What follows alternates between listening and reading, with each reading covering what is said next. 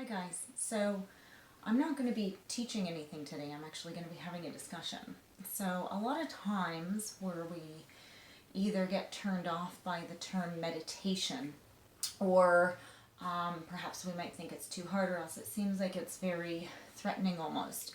I want to explain exactly what we are doing, and it isn't really meditating yet. So I want to sort of explain some of the differences because now it's become a huge key term and I just want to clarify it a little bit. So maybe it's not as threatening, so you might actually become more open and receptive to trying some different techniques.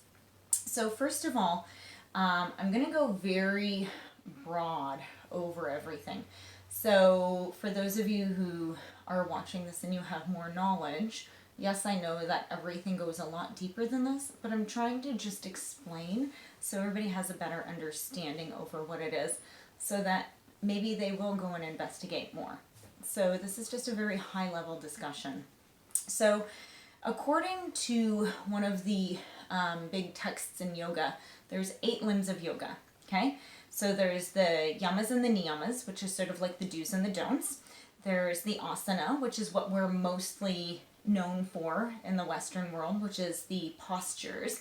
The original asana is actually sitting. So then all these other postures were brought in. Then we go to pranayama, which is breath work, right? Prana, the vital life energy. Then there's dharana, which is concentration. Dhyana, which is meditation. And then samadhi, which is bliss. So we've sort of gone past the whole concentration thing right to meditation, and I think that's what everybody gets confused in, is they think right away they need to sit there. And really what we're doing is something called concentration. But if we were saying, oh, let's have concentration classes, nobody would want to do that, right? So it's like, oh, let's sit here and concentrate because that's what we do already for work. The art of concentration is the art of being able to think about one thing and focus on one thing without distraction. Then when you release that one thing, you're meditating. Okay, so it's not sitting and automatically having to do it. How do you focus on one thing? Well, there's lots of ways that we quote unquote meditate, right? So mindfulness, right? Being mindful, that's another big key phrase or word that's been thrown around a lot these days. It gets a little bit more into what concentration is. Mindfulness is being mindful though and aware of what you're doing on a regular basis, which is sort of a single pointed concentration, right? Being mindful, so actually being aware. So we do lack a lot of awareness and what our actions and consequences are and owning up to them. But being mindful and meditation sort of are both, as words are missing it. So when you concentrate, you can have what we call meditation. Okay, we're just going to use meditation as the key word because that's what you're going to understand it as, right?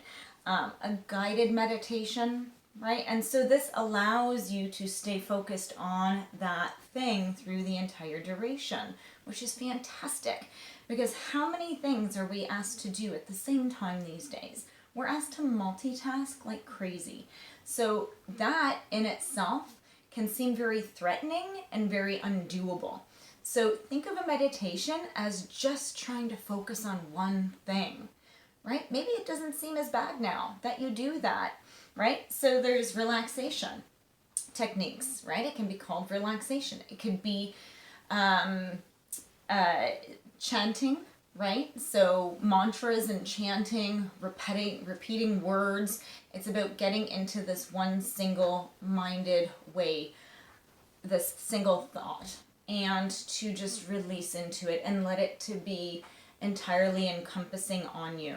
So there's lots of ways. You can even mindfully eat, right? So when you're eating, really being aware and being thankful and grateful for everything that you're taking in.